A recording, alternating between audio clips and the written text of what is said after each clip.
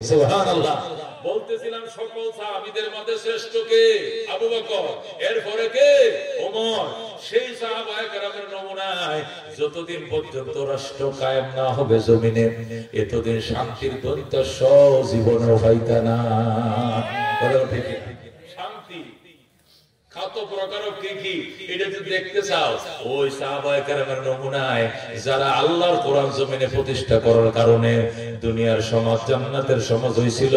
এটা লাগবে গণতন্ত্র দিয়া, কমিউনিজম দিয়া, সমাজতন্ত্র দিয়া, রাশিয়ার কারিকুলাম দিয়া, ইন্ডিয়ার কারিকুলাম দিয়া, আর চীনের কারিকুলাম দিয়া, আমেরিকার কারিকুলাম দিয়া শান্তি কিয়ামতের ফজর হয়ে যাবে, শান্তি হবে না। ঠিক না? ওই সাহাবায়ে কেরামের নমুনায় বাংলাদেশ 1,55,000 বর্গ মাইলের দেশ, অথচ ওমরের দেশ ছিল 2,55,00,000 বর্গ মাইল। আল্লাহু আকবার। 2,55,00,000 বর্গ মাইল এরিয়া শাসন করতেন হযরত ওমর। এরপরও কেমন ছিল অবস্থা? সাম্য, মানবিক মর্যাদা, ন্যায় বিচার এমন ভাবে প্রতিষ্ঠিত হয়েছিল কল্পনাও করা যায় না। বাংলাদেশ স্বাধীন হওয়ার টাইমে 3টা স্লোগান ছিল। কয়টা স্লোগান?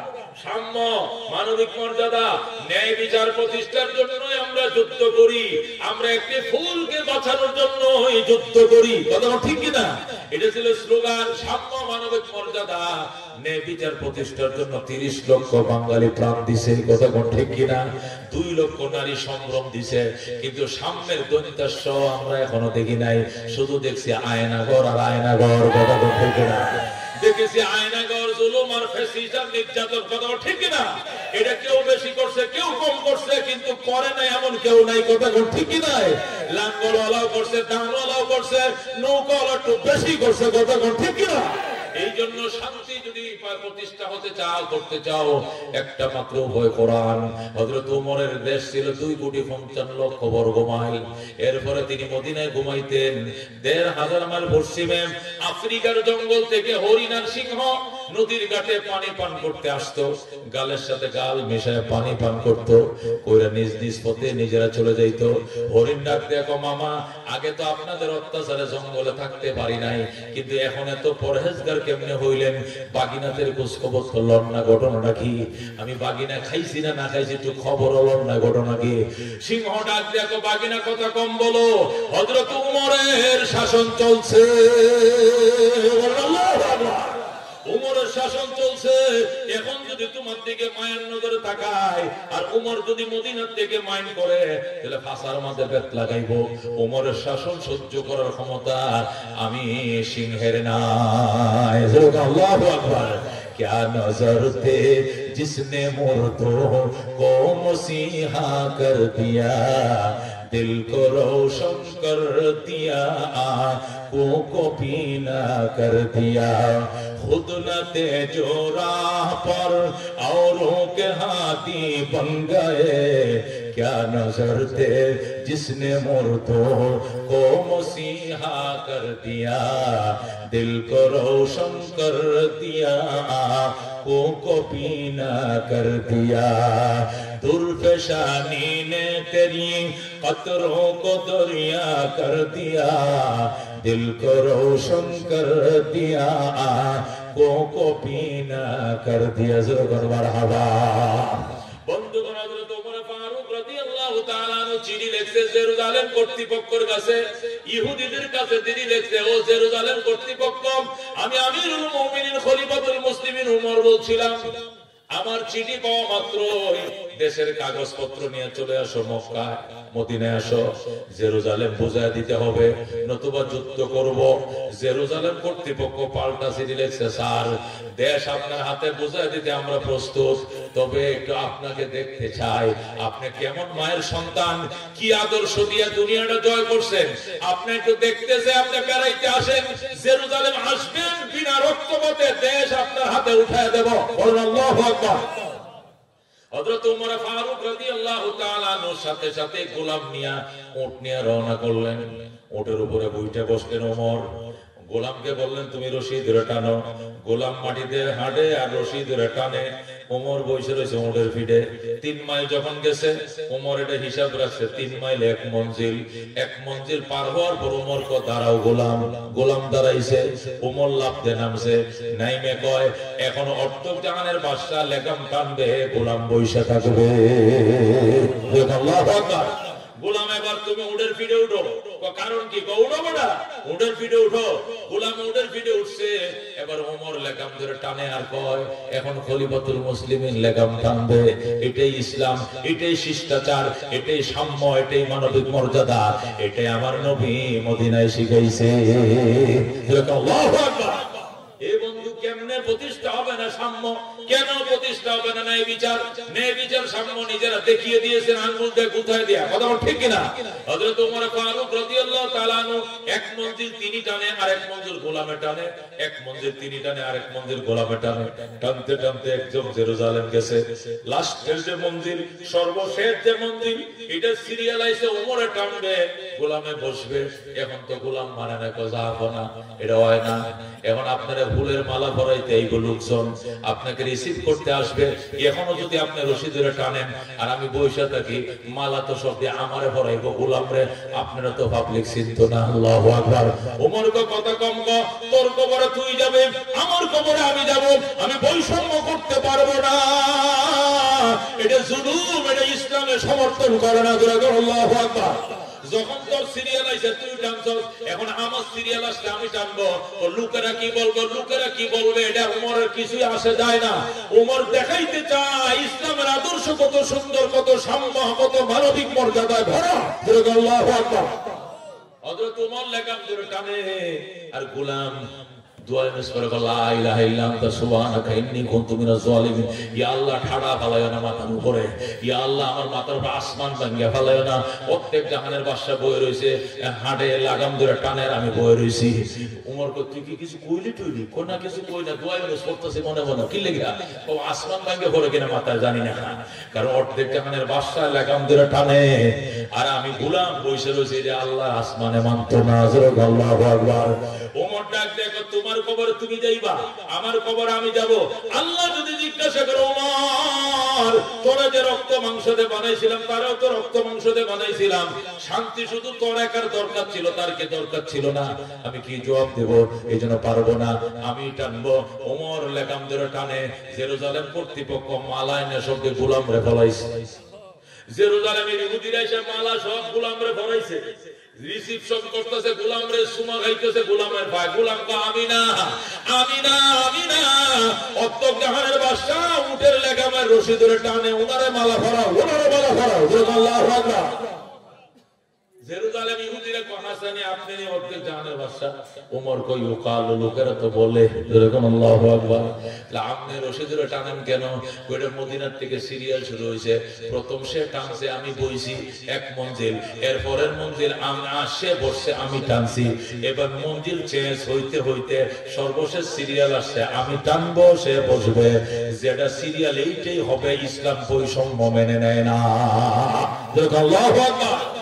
এ বন্ধু হযরত ওমর ফারুক রাদিয়াল্লাহু তাআলা আনহুর এই বৈষম্য বিরোধী আন্দোলন দেখা জেরুজালেম কর্তৃপক্ষ রাস্তার মধ্যে কাল আশহাদু আল্লা ইলাহা ইল্লাল্লাহু ওয়া আশহাদু আন্না মুহাম্মাদান আবদুহু ওয়া রাসূলুহু। জেরুজালেমের কাগজ ফাইল পত্র বুঝায় দিলাম, দেশটা আজকের থেকে আপনার হাতেও তুলে দিলাম, আপনি নিয়ে যান। যেরকম আল্লাহু আকবার। এ বন্ধু এটাই আদর্শ। হযরত ওমর রাদিয়াল্লাহু তাআলা আনহু রাস্তার মধ্যে দেশ বুঝায় দিছে আর বলছে যে লোকের ভিতরে এমন আদর্শ থাকবে, ই কেন দামাম দুনিয়ার বাদশা হবে না, এর বাদশায় কেউ ফিরাইতে পারবে না। এই আদর্শ দিয়ে তো ওমর প্রত্যেকটা জাহান জয় করছে। সুতরাং জেরুজালেম দিয়া দিতে আমরা বাধ্য দিয়া দিছে। এরপরে ওমরকে নিয়ে গেছে জাতীয় সংসদে। গোটা আঙ্গ সংসদটা দিকে যান, আজকের থেকে যা আপনারা দিয়া দিলাম। ওমর সংসদের দিকে রওনা করছে, স্পিকার প্রেসিডেন্ট বসা। ওমর সংসদে ঢুকবে, দরজাটা একটু নিচা করা, মাথা নত করে ঢুকতে হয়। ওমর এভাবে বুকটা টান দিয়া কয় দরজা ভাঙ্গো। আল্লাহু আকবার। ভাঙ্গো দরজা। কয় কেন? এখানে নমস্কার করে ঢুকতে কয়। ওমর আল্লাহর পাও ছাড়া অন্য কোথাও নমস্কার জানায় না। আল্লাহু আকবার। সাথে সাথে লাগাইছে মিস্ত্রি, ঠাস ঠাস করে দিন করে ভাঙছে। ভাঙার পরে ভিতরে ঢুকছে, ঢোকার পরে দুপুরে লাঞ্চ হচ্ছে। কি হচ্ছে? লাঞ্চ শুরু হয়ে গেছে। লাঞ্চের মধ্যে টেবিলের মধ্যে সারি সারি প্লেট সাজাইছে, কত কিসিমের খাবার দাবার। ওমর কয় বেঈমানদের খাবার ওমর খায় না, মাটিতে দস্তরখান বিছাও। আল্লাহু আকবার। মাটিতে পাটি বিছাও, দস্তর বিছাও। মাটিতে পাটি বিছায় দস্তর বিছাইছে। এরপর ওমর খাইছে, কো টেবিলে আমার নবী খাই নাই, আমি খাবো না। আনা তুরকু সুন্নাত হাবিবি বিহাদিহিল হুমাকা, তোদের মতো আহমক আর নির্বুদ্ধের কথা আমি নবীর সুন্নাত ছাড়তে পারবো না। মিম নিচে সমান জায়গায় দে। এরপরে সমান জায়গায় নিচে বিছাইছে চাদর, সেখানে বসে ওমর খাইছে। খাওয়ার পরে হযরত ওমর আঙ্গুল সাইটে খায়, প্লেট গুলো সাইটে খায়। ইহুদিরা হাসে, কো দেখছুনি এমন মজার খাওয়ান জীবনে ওমর হয় নাই, প্লেট শুদ্ধ খায় লাইতেছে। ফেলিপটিও খাই লাইতেছে, দেখো যে সাড়া ছাড়তাছে, ফেলিটের তলা টলা উড়ে যাচ্ছে। হায় হায়, এত মজার খানা বোধ জীবনের খানা। ওমর ওই কথা কম কম, এসে দামি খানা সবসময় আল্লাহ ওমরে খাওয়ায়। বলো আল্লাহু আকবার। এটা কোনো দামি খাওয়া এই জন্য ছাড়তেছি তাই নয়, এটা আমার নবীর সুন্নত। খাবার বরকত প্লেটের মধ্যে থাকে, খাবারের বরকত আঙ্গুলে বাজে থাকে, খাবারের বরকত দাঁতের মধ্যে বাজে থাকে, খাবারের বরকত অনেক সময় দস্তরখানে পড়ে যায়। খাবার সবটা খাবারের মধ্যে বরকত থাকে না, যে অংশের মধ্যে বরকতটা থাকে এটা অনেক সময় শয়তানে ফালায় দেয়। এটা পাতের প্লেটের সাইডে পড়ে যায়, অথবা আঙ্গুলে বাজে থাকে, অথবা প্লেটের কোণায় লাগিয়ে থাকে, যেটা না খাওয়ার কারণে খাবারের বরকতটা আমার উম্মতে পায় না। এই জন্য নবী বলেন খাবারের প্রত্যেকটা কোণা খুঁজে খুঁজে খেতে হবে। শুধু কাঁটাগুলো বিড়ালকে দিবা, এছাড়া অন্য কোনো খাবার রাখবা না। দস্তরে পড়লে উঠায় খাইবা, আঙ্গুল ছাইটা খাইবা, প্লেট ছাইটা খাইবা।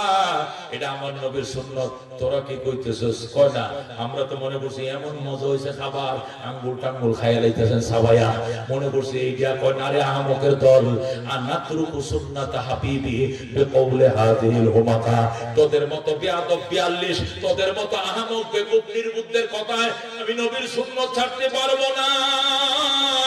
নবী বলছেন আঙ্গুল চাইতে গো, ফেলের চাইতে গো, এই জন্য ওমর খাচ্ছে। আল্লাহু আকবার। ও মুসলমান, 2,55,00,000 বর্গ মাইলের পৃথিবীকে ওমর শাসন করছে।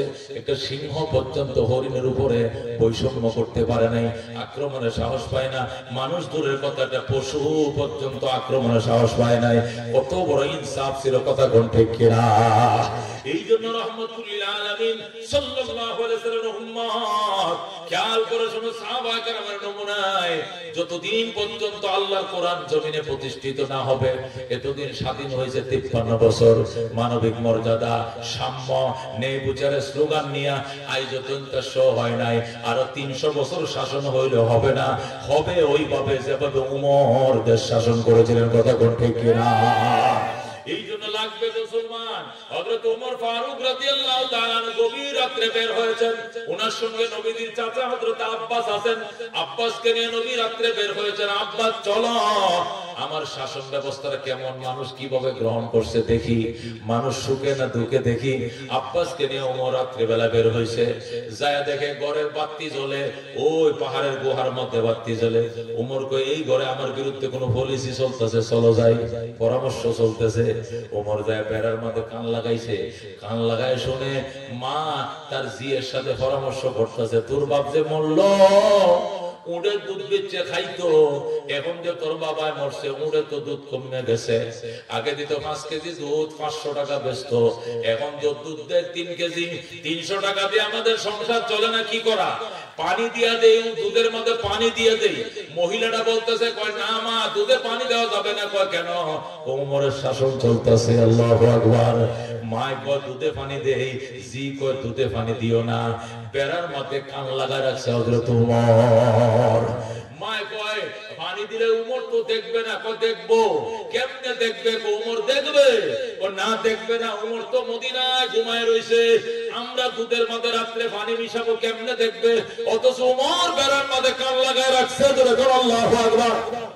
এখন মেয়েটা বলতেছে, মা আজ মানলাম উমর দেখবে না, উমর শুনবে না, কিন্তু উমরের খোদা আমার খোদা তোমার খোদা, বিশ্বজাহানের প্রতিপালক, উনি তো দেখবে, উনাকে তো ফাঁকি দেওয়া যাবে না, দুধে পানি দিও না।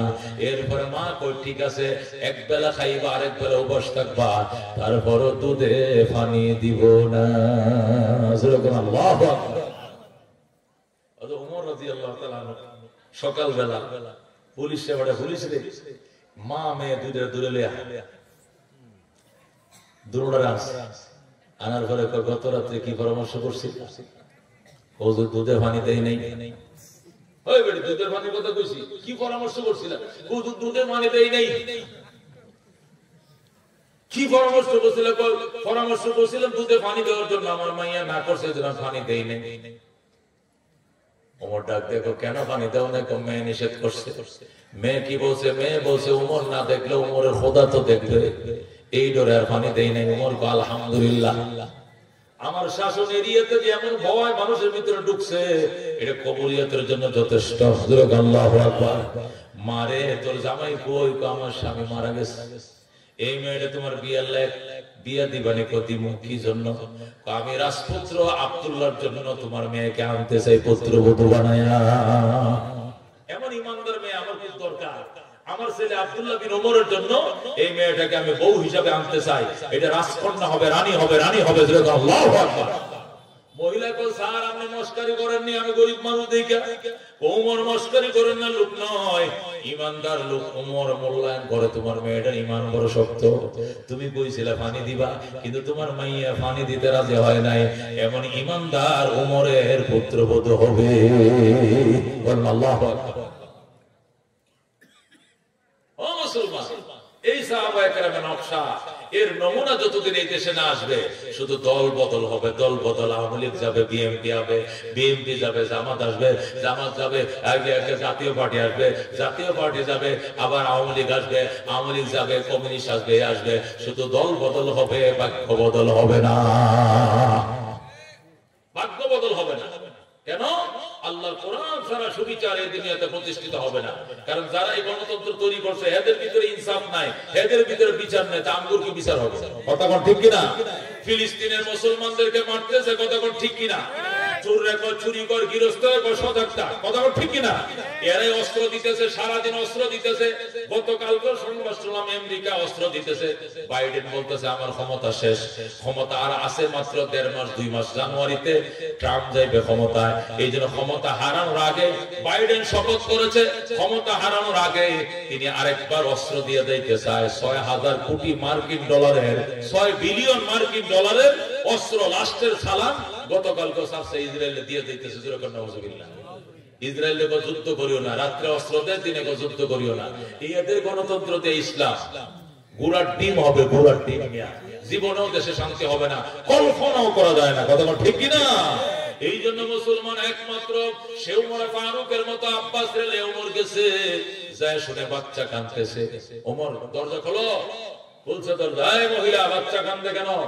খোদার জ্বালায় ছটফট করে আর কাঁদে। তো খাবার দাও না কেন? খাবার তো নাই। তো তুমি চুলার নিচে জাল দাও কি?